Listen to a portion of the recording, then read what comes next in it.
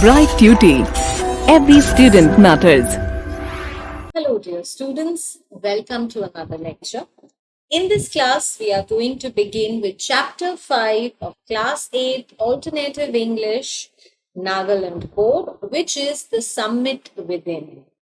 Now, we all know the summit is used for the highest point of something, the apex of something. And the summit within refers to the fact that just the way a climber derives fun when climbing the top of the mountain, similarly, we all have an apex point in our mind, a point that we all need to climb and cover if we ought to get success in life. This is exactly what Major HPS Ahluwalia, who was a member of the first successful Indian expedition to Mount Everest, talks about in this chapter, which is the Summit Within. In this chapter, he talks about his experiences, the reason why he decided to climb the Mount Everest in the first place, and the impact it had on his life there. So without much ado, let us start reading this chapter. So of all the emotions which surged through me as I stood on the summit of Everest, looking over miles of panorama below us, the dominant one, I think, was humility. The physical in me seemed to say, thank God it's all over. However, instead of being jubilant, there was a tinge of sadness. Was it because I had already done the ultimate in climbing, and there would be nothing higher to climb, and all roads hereafter would lead down? So he tells us that when he was standing on the top of Mount Everest, there were multiple that surged in him. There were multiple emotions that arose in him at that point. When he looked down over miles of panorama before him. Panorama, the wide view of that area. You are on the top. You all can imagine the wide view you'd be able to look at from that height. So from that height, the panoramic view that he could see below him, which was spread over 100 miles. So there were multiple emotions that came to him. But the most dominant one, the emotion which came to him, the most dominant one was humility. He was being thankful. He was being humble. He says, the physical in me seemed to say, thank God it's all over. Obviously, climbing a mountain is a very tiring process. So he was so exhausted that the physical in him said to him that thank God it is all over. However, instead of being jubilant, happy, instead of being happy at that point when he had climbed the Mount Everest, there was a tinge of sadness. There was a small trace of sadness in his emotion. And why was it? Was it because I had already done the ultimate in climbing and there would be nothing higher to climb and all roads hereafter would lead down? So one of the reasons he feels that he felt sad at that point was because he had done the ultimate in climbing. He had climbed the highest point that one can think of. And now onwards, all the roads that he will take, whatever climb he will take forward, are going to be at a shorter height as compared to the Mount Everest. So he was probably sad because of that. By climbing the summit of Everest, you are overwhelmed by a deep sense of joy and thankfulness. It is a joy which lasts a lifetime. The experience changes you completely. The man who has been to the mountains is never the same again. So Major HPS Ahluwalia remarks that once you have climbed the Everest, You are overwhelmed by a joy and thankfulness. Overwhelmed means there is an overflow of emotion in you. You are happy as well as you are grateful and thankful. It is a joy which lasts a lifetime, and this joy, this experience that you will derive on reaching the height of that mountain, will stay with you for a lifetime. You will not be able to get over it. The experience changes you completely, and the man who has been to the mountains is never the same again. So he says that the experience of climbing a mountain will change you altogether. And somebody who has been on the mountains will never be the same again. As I look back at life after climbing Everest, I cannot help remarking about the other summit, the summit of the mind, no less formidable and no easier to climb. So he says that when I look back at life after climbing Everest, I cannot help remarking about the other summit. And what is the other summit? Now he has reached the highest summit that one can think of, Mount Everest being the highest mountain. He's already powered that. But after he has done that, there is another summit that he thinks about. And what is this summit? The summit of the mind. The summit that is there in our mind, which is no less formidable and no easier to climb. So, this summit, the highest point which is there in our mind, which we have to defeat, this is no less formidable. It is not easy to climb it, neither is it so allowing you. There are a lot of restrictions which are imposed within your mind that would stop you from thinking or achieving that you want. Imagine you yourself think about climbing the Mount Everest. There would be so many things in your mind that would come, there would be multiple ifs and buts that your mind will tell you about. The mind will tell you not to take this plunge. The mind will tell you about the risks and the dangers involved in it, and so on and so forth. So it is this mind that one needs to conquer, is what Major Aluwalia tells us about. He says, even when getting down from the summit, once the physical exhaustion has gone, I began asking myself the question why I had climbed Everest. Why did the act of reaching the summit have such a hold on my imagination? It was already a thing of the past, something done yesterday. With every passing day, it would become more remote. And then what would remain? Would my memories fade slowly away? So he says that even when he had got down from the summit, he got down from the Mount Everest, and once his physical exhaustion, his physical tiredness was gone, he was all okay, his body aches, his tiredness was all a past. He says, I began asking myself the question why I decided to climb the Everest in the first place. Why did the act of summit, climbing that Everest, had such a hold on his imagination? So he started wondering why this thought continued to overpower him. Why did this thought continue to trouble him throughout? It was already a thing of the past, something which was done yesterday. Now that he was down, he had come down from the Everest, his memories about climbing the Everest had become a thing of past, something that he had done yesterday. With every passing day, it would become more remote. And he thought that with each passing day, this thought was going to become more remote. He was going to forget about his more and more, and there'd be a day when he'd be left with only a very vague memory. And then what would remain? Would my memories fade away slowly? So he started wondering if his memories were going to fade away slowly. All these thoughts led me to question myself as to why people climb mountains. It is not easy to answer the question.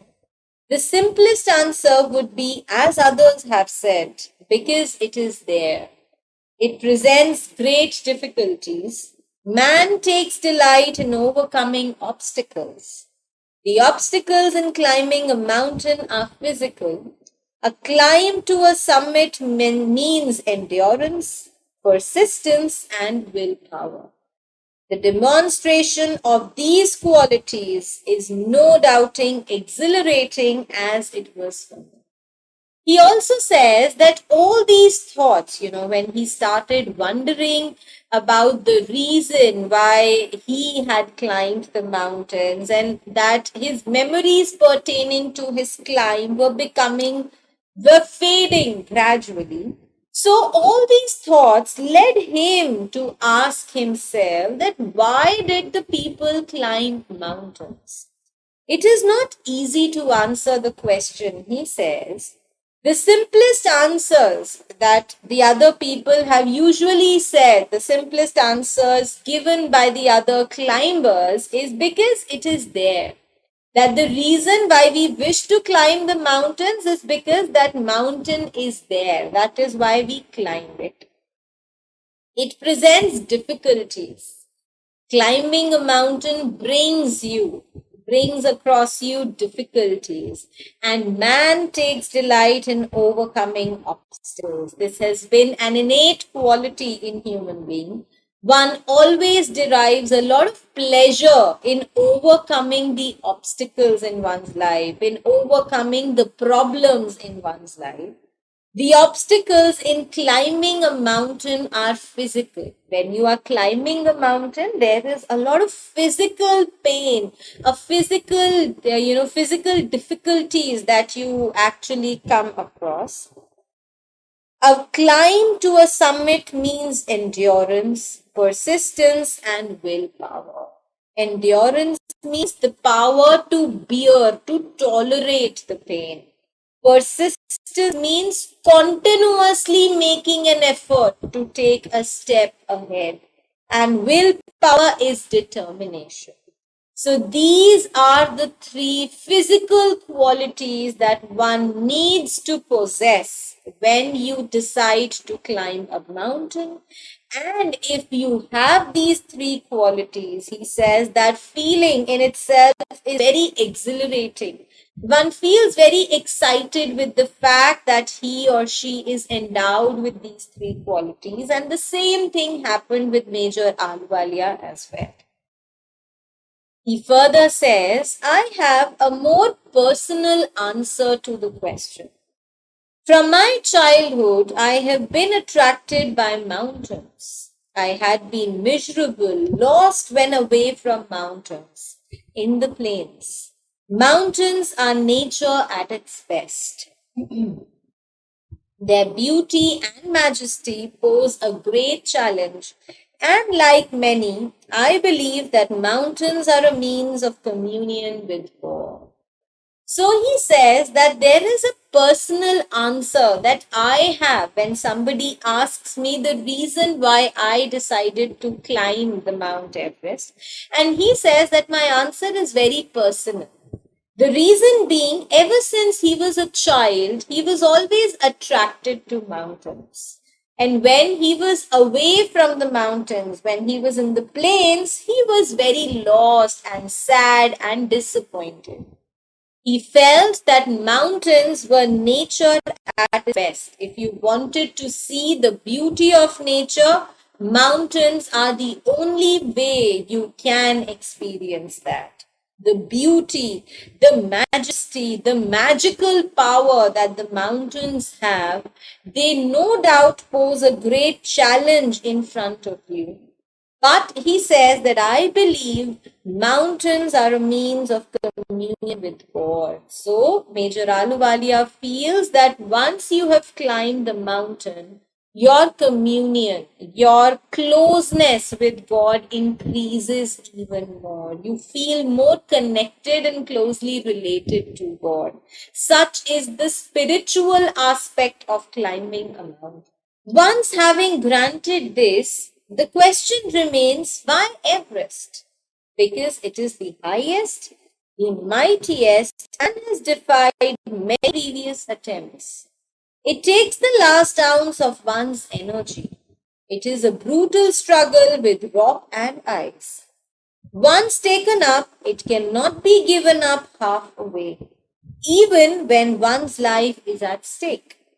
The passage back is as difficult as the passage onwards. And then, when the summit is climbed, there is the exhilaration, the joy of having done something, the sense of a battle fought and won. There is a feeling of victory and of happiness. So he says that once I have answered the question, the reason why he wanted to climb the mountains, the question which people still ask him is, why Everest? Why did he want to climb Mount Everest? And the answer that he has to that is that Mount Everest is the highest, the mightiest, the most powerful, and besides, it has defied many previous attempts. Defied previously also, many people had attempted to climb Mount Everest, but their efforts, their attempts were defied. The mountain did not let those people climb it.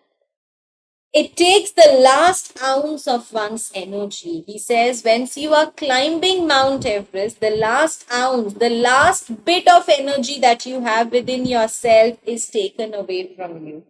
It is a brutal struggle with rock and ice. You are struggling, you are fighting to move ahead with rock and ice. And once you have taken up this challenge, it cannot be given up halfway. So once you've decided that you are going to climb Mount Everest, you cannot give it up halfway, even when your life is at stake. He says that the passage back mountain, when you're climbing down Mount Everest, it is as difficult as it was climbing it. And then when the summit is climbed, when you have reached the top of the mountain, there is exhilaration, there is excitement, the joy of having done something. You feel happy because you have achieved something. There is a sense of battle fought and won. You feel the same amount of energy, you feel the same amount of happiness that one would feel if he or she has fought a battle and has won that battle as well. There is a feeling of victory and happiness. So you have the feeling of being victorious, of being happy. Glimpsing a peak in the distance, I get transported to another world. And he says that when I was on the top of Mount Everest and I saw another peak which was just at a distance from Mount Everest, I was transported to another world. I was taken to altogether a different world. I experience a change within myself which can only be called mystical. He says the change that came in me when I had climbed the Everest and when I could see the other peaks around me, the change that came in me, I can call that mystical, something which was very spiritual, magical in nature. By its beauty, aloofness, might, ruggedness, and the difficulties encountered on the way, the peak draws me to it, as Everest did. It is a challenge that is difficult to resist. So he says that the mountain peak is beautiful, it is aloof. Aloof means it is alone, The mountain peak is there. Not many people climb a mountain peak. That is why it is alone. It is powerful. It is rugged. It is very strong. And the difficulties that one comes across on the way, the peak, these were all the factors that attracted Major HPS Ahluwalia towards him. He says it was a challenge for me which I could not resist. It was difficult for me to control this challenge. Looking back, I find that I have not yet fully explained why I climbed Everest. It is like answering a question why you breathe. Why do you help your neighbor? Why do you want to do good acts?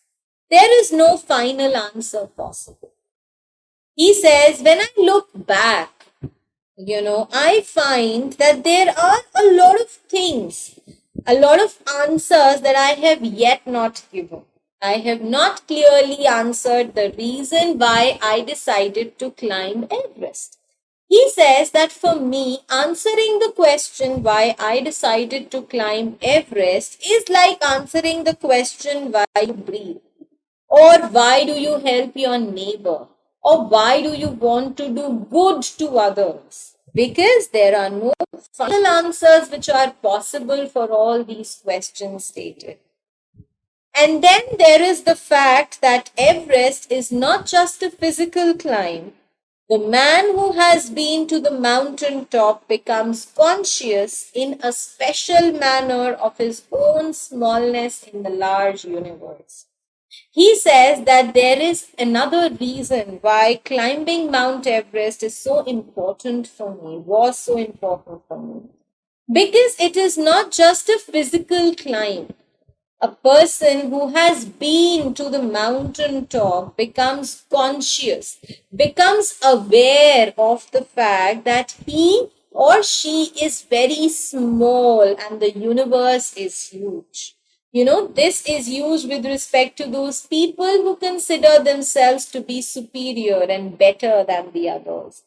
So he says that it is only on climbing the top of the mountain that you realize how small you are in this vast universe. The physical conquest of a mountain is only one part of the achievement. There is more to it than that. It is followed by a sense of fulfillment. There is the satisfaction of a deep urge to rise above one's surroundings. It is the eternal love for adventure in man. The experience is not merely physical, it is emotional, it is spiritual. So the physical conquest, this rule, the power, that you exert over the mountain, this is just one part of the achievement. There is more to it than that. And the most important feeling that you will have on climbing the Mount Everest or any mountain for that matter, according to Ahluwalia sir, is a sense of fulfillment. You feel complete. You feel you have achieved something in life. There is deep satisfaction in you. And there is the satisfaction of a deep urge to rise above one's surrounding. This urge, this zeal in you to rise above, to be at a higher position than all the things around you. It is the eternal love that one has for adventure. Man loves adventure, is what he emphasizes upon. So he says that this emotional of climbing Mount Everest is not simply physical, it is emotional, it is spiritual. He further says, consider a typical climb towards the summit on the last heights. You are sharing a rope with another climber. You are firm in. He cuts the steps in the hard ice, then he belays it and you inch your way up. The climb is grim. The strain every nerve as you take every step. Famous climbers have left records of the help given by the others. They have also recorded how they needed just that help. Else they might have given up. Breathing is difficult.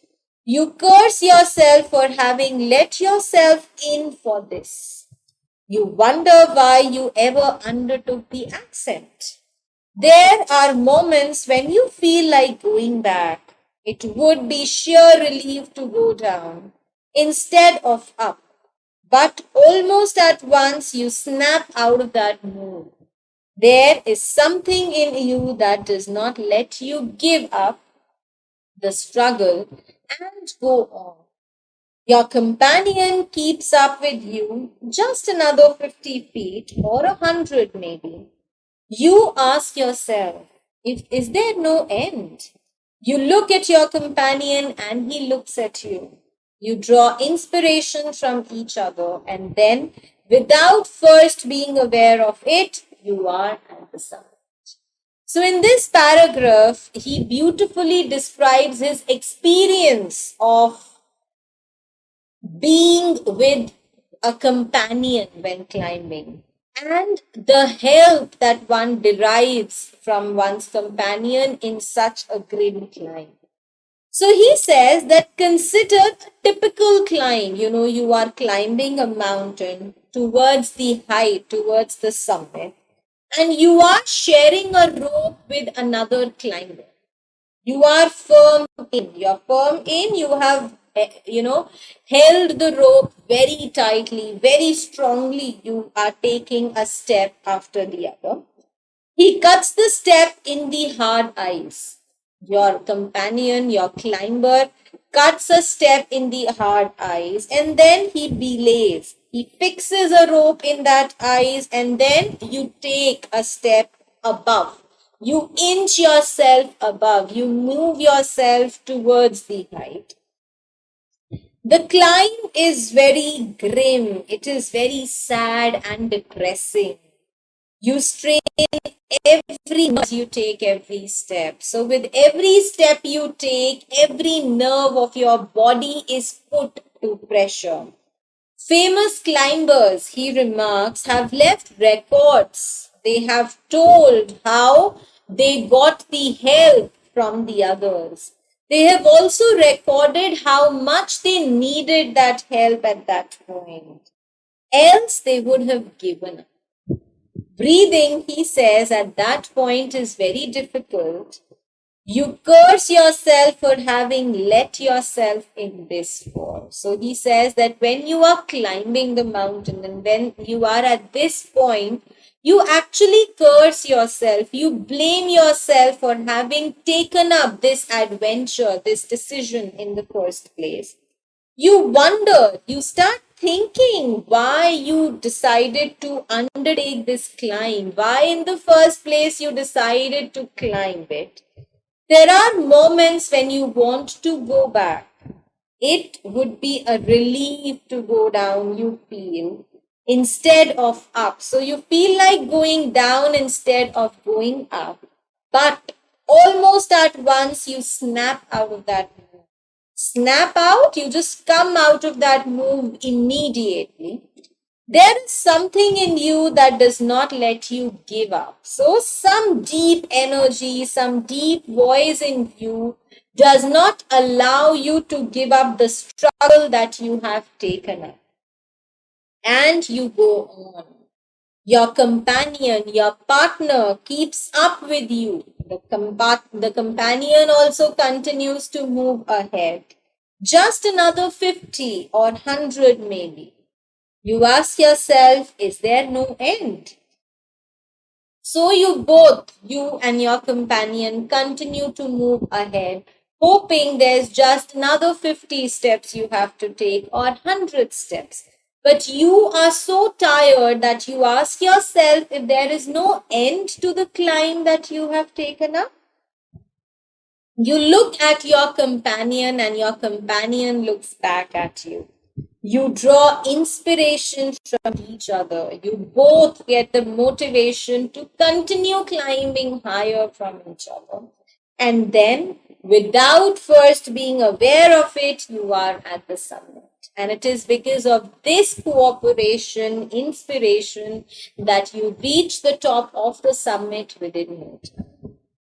So you see, my dear students, he has described wonderfully that this task, although is to be done by you yourself, but you need a companion who can push you and help you strive towards your goal.